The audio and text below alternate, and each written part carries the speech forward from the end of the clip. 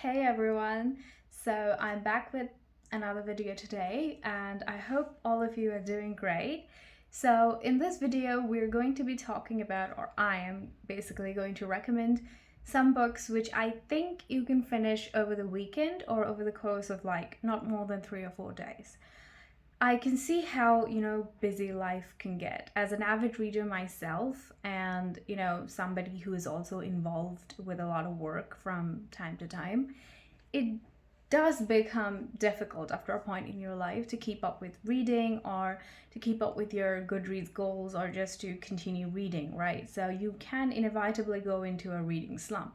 These books are not essentially the kind of books which will get you through a reading slump, but they are books which are short and very impactful, well written. It's kind of emotionally rich, So you have the option to be emotionally invested in these books, but at the same time, they're not going to be taking too much time in your life. So if you read these books in one go, you can finish them over the course of a couple of days or so. If not, even if you're reading it in different intervals, you can still finish these books in like 3 or 4 days. So without further ado, let's get started. So the first book on the list is White Nights by Fyodor Dostoevsky. So I have talked about this book in detail in one of my other videos. I'll leave the link to that video down in the description box below. Do check it out. So this book it's very short. This is a novella and it's extremely short. It's obviously written by Dostoevsky, so you can expect it to be really psychologically and emotionally investing. And at the same time, it's about something that a lot of us might relate and might have experienced at one point in our lives. So this is basically a story about unrequited love from the perspective of the person who actually fell in love with someone who did not feel the same way about the protagonist. Some say this is about basically Dostoevsky's unrequited love, but you never know for sure. So, yeah, I'll read how it starts. White Nights, a sentimental love story from the memoirs of a dreamer. Or was his destiny from the start to be but just one moment near your heart? It's by Ivan Turgenev. The first night. It was a wonderful night, the kind of night, dear reader, which is only possible when we are young. So it's very engaging, and I believe that this is not even the entire novella. The novella White Nights is just this much. The rest of it is just it's an interesting write-up. It's called Bobok.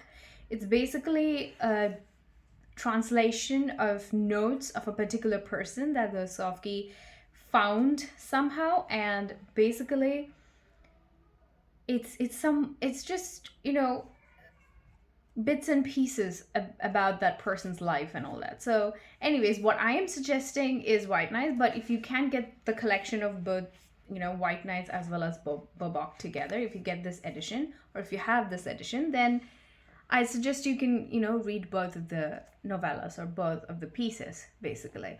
So yeah, that's the first book. The second book on the list is a novella which is very famous internationally. It has gained a lot of, praises, and it's very critically acclaimed.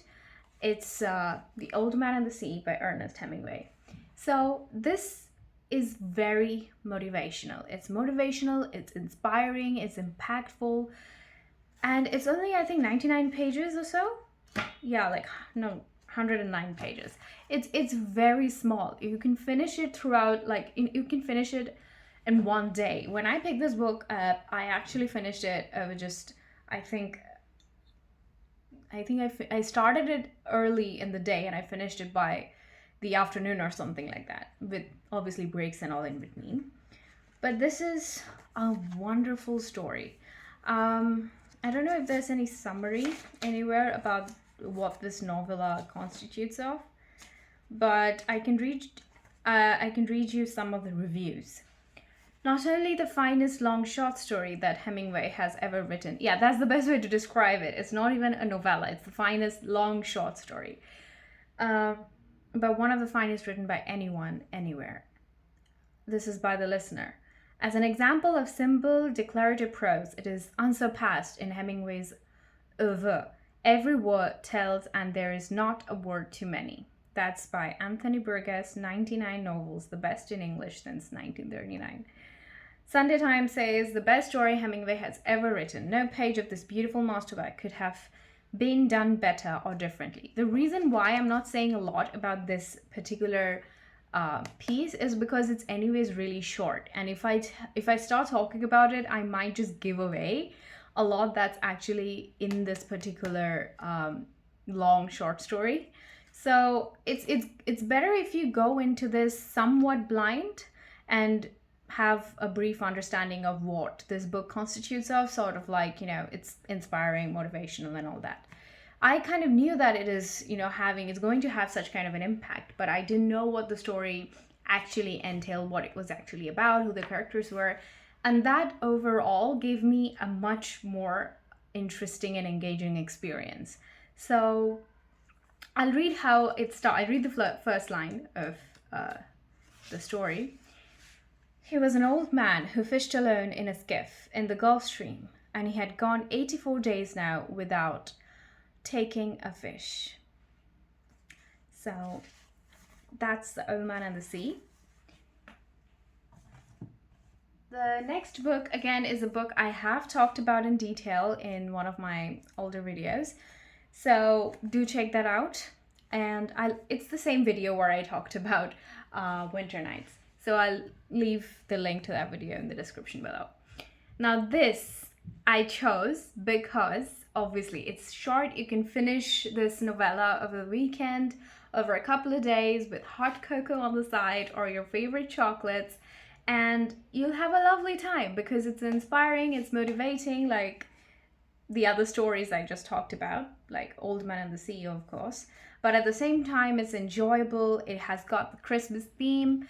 It's set in Christmas, right? And it's just, it sometimes, it took me back to my childhood because it was nostalgic for me while I was reading this. I reread it like last year, and I want to reread it again, but I don't know. I do have a lot of other books on my list. So this is a book that is so close to me, and I think it's close to a lot of people actually, because it's a book that a lot of us have read, I think, when we were in middle school, right? Or, much younger. So yeah, it's the perfect book to pick up over your Christmas holidays. I think you can just pick this book up on 24th and finish it by 25th night. So it'll be a wonderful time, So yeah, and I think it's another. I said the same thing in my in the other video where I talked about this book. You can also read this book and use this book as your entrance to Victorian literature, right? So it's a wonderful book overall, right? It comes with the whole package. So I'll read you the blurb at the back. I am the ghost of Christmas present and the spirit. Look upon me. A celebration of Christmas, a tale of redemption, and a critique on Victorian society, Dickens's atmospheric novella follows the miserly, penny-pinching Ebenezer Scrooge who views Christmas as humbug. It is only through a series of eerie, life-changing visits from the ghost of his deceased business partner Marley and the spirits of Christmas past, present, and future that he begins to see the error of his ways. With heart-rending characters, rich imagery, and evocative language, the message of A Christmas Carol remains as significant today as when it was first published. So there we go. That's Christmas Carol. Again, I'm not saying a lot about what this book entails or the characters or anything, because I think it's best if you read these kinds of short novellas or short stories a little bit blind, because if you already know like the characters and more or less what's going to happen, it's going to take away 50% of what the book constitutes of, right? So that's not that much fun, is it? So yeah, that's Christmas Carol by Charles Dickens. The next book is Cannery Row by John Steinbeck. Now, this was my first Steinbeck, actually. I did get one of his other novels, which is considered to be his magnum opus, which is The Eden of the East. And I plan to read it, but next year. I do not plan to pick up any big books by the end of this year. So, yeah, that's there. But this is an amazing novel. I can't really call it a novella. It might take you a little bit longer than the other books to finish. But if you're a regular reader, if you tend to find time to read from, in your everyday life, then I don't think it's going to take you longer than like 4 or 5 days max, not more than that. So it's actually, again, it's impactful. It's very interesting because the characters, their interactions with each other, it's a lot about human relation. It's about, Steinbeck's nostalgia of, California. And he beautifully describes everything in Cannery Row. And it kind of makes you feel nostalgic about a place where you were never born or you have never been to. And I think that's a wonderful characteristic of, I don't know, of a wonderful author. So it's actually an overall very engaging story again. And a lot of things happen, actually. A lot of fragmented incidents happen, which somehow are interconnected and towards the end get wrapped up very interestingly, actually. So all the characters here are one of a kind, really. All of these characters, their interactions, they're all very pleasant, but at the same time, kind of crass. But overall, it's a very interesting experience because you're feeling emotional at times, you're feeling confused at times, you're feeling sort of like you're lost, but at the same time, you kind of know where this is going. Also, sometimes you're just going with the flow. It's kind of like a trial of life as a whole, right? I mean, most of the times we know what's happening. Some of the times we don't know what's happening. In fact, most of the times we don't know what's happening. We just go with the flow. So yeah, it's got certain, wow moments as well, or oh my god sort of moments as well, like what just happened, how did that happen all of a sudden, or are you telling me that this actually happened? I mean, that's kind of how the story begins. So yeah, I mean, it kind of hooks you right away, just like that. So there are certain grotesque scenes, but they're not too grotesque. However, if you are somebody who's completely reluctant towards anything that has to do with violence, then I would not recommend this book. But there is certain incidents which I can't really talk about a lot, which might, rub you the wrong way. But they're all, written in a kind of way that does not make you feel too grotesque about the whole thing. So I'll read you the blurb at the back. In the din and stink that is Cannery Row, a colorful blend of misfits, gamblers, whores, drunks, bums, and artists survive side by side in a jumble of adventure and mischief. Lee Chung, the astute owner of the fantastically well-stocked grocery store, is also the proprietor of the Palace Flophouse that Mac and his troop of good-natured boys call home.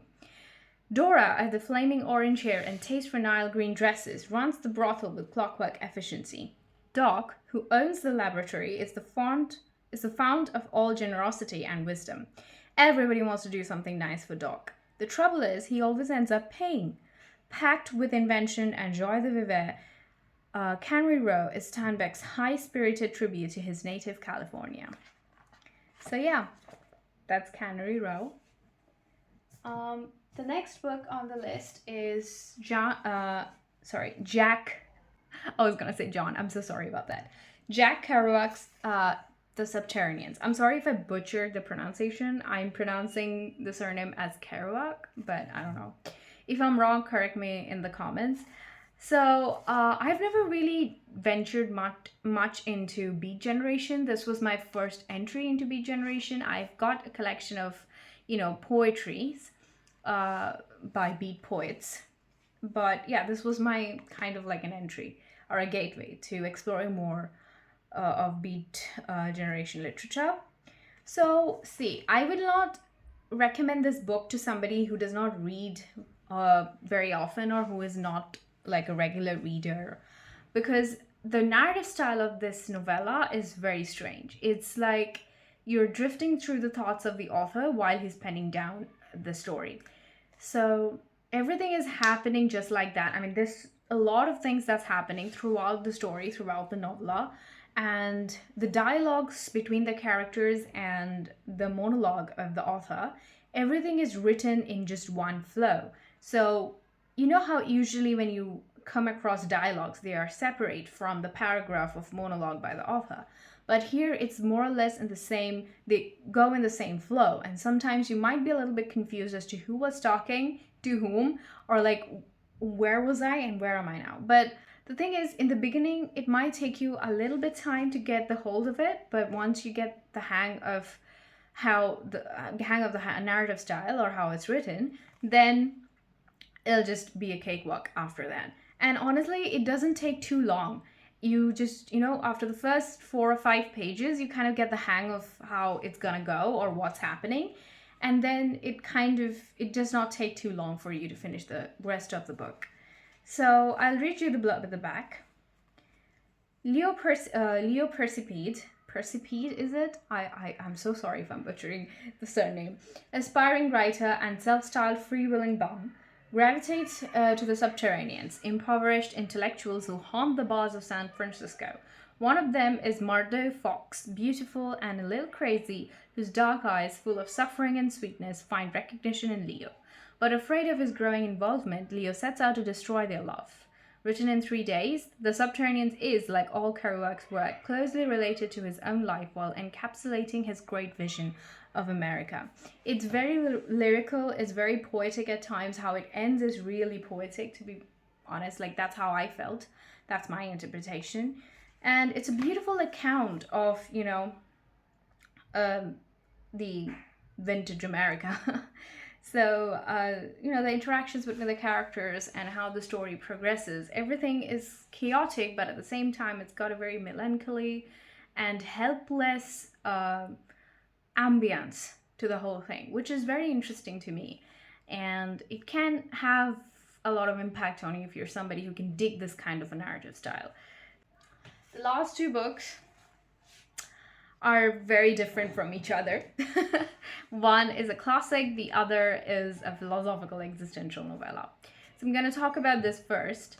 And it's basically a novel that I think most of you guys have either heard or have already read.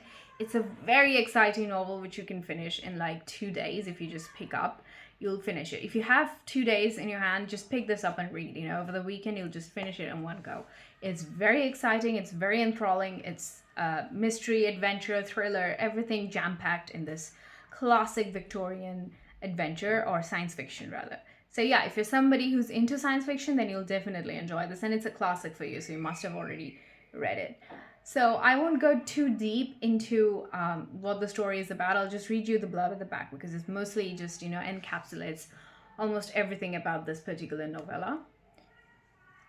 When a Victorian scientist propels himself into the year 802701 AD, he is initially delighted to find that suffering has been replaced by beauty, contentment, and peace.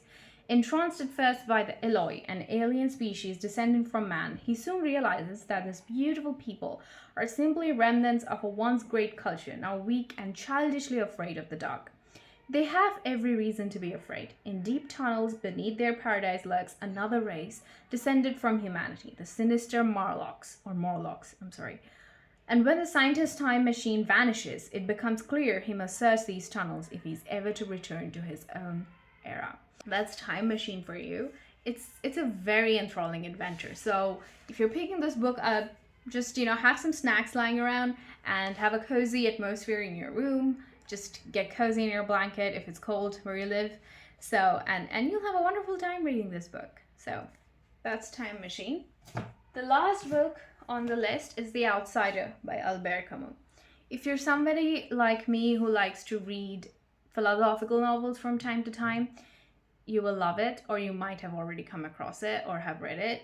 This is a wonderful book which I read like 3 or 4 years back, and it was also a part of our curriculum in my law school because there's some philosophical aspects of philosophical skeletal framework of law. There are some discussions regarding that, not explicit discussions, like they're not really talking about law as a subject matter, but what makes law, the governance structure, what's right and what's wrong, how to determine somebody's mens rea. They're not using the word mens rea, but I'm just saying somebody's bad intention, good intention, what makes good good, what makes bad bad. And it's all about existentialism, but from the perspective of, the judgmental eyes of the society, or just the culture as a whole. And it's very thought provoking, it's very engaging, impactful, and it's going to be heart wrenching. Not gonna lie, it's going to be heart wrenching. But I want to, when you read this novel, you should not read it as a genre specific novel, because it's more about the message that it's trying to deliver than about the story itself. I'll read you the blurb at the back. Mersal will not confirm. Mersal, right? Or Mersal, I don't know. I'm just pronouncing it as Mersal. Correct me if I'm wrong. When his mother dies, he refuses to show his emotions simply to satisfy the expectations of others. And when he commits a random act of violence on a sun-drenched beach, his lack of remorse only compounds his guilt in the eyes of society and the law. Albert Camus' portrayal of a man confronting the absurdity of human life became an existentialist classic. Yet it is also a book filled with quiet joy in the tender indifference of the physical world. And this new translation, based on listening to a recording of Camus reading aloud sensitively, renders the subtleties and dreamlike atmosphere of The Outsider. I'll read you how it begins, because that's one of the best, I think, beginnings in literature to have ever existed. My mother died today, or maybe yesterday. I don't know. That's the first two lines of this novella. So it's a ride. It's definitely a ride. And you don't really realize where it's going until you're like halfway through in the novel, and then you're just confused. But how it ends, it really makes you think about what the society has encapsulated through time, in the context of good, bad, evil, right, wrong. The entire structure of what holds the culture and the society together, that the entire premise of this is just, engraved in the concept of absurdity, which he also discusses in his other book, Myth of Sisyphus, in much more detail. So it's an interesting read for somebody who's interested in philosophy and have some idea about, Camus' theory of existentialism and absurdity. So that's The Outsider. These are all the books that I wanted to discuss in this video, and I hope that you enjoyed this video. If you did, just give this video a thumbs up and subscribe if you want to see more of such content in the future. So until next time, ciao!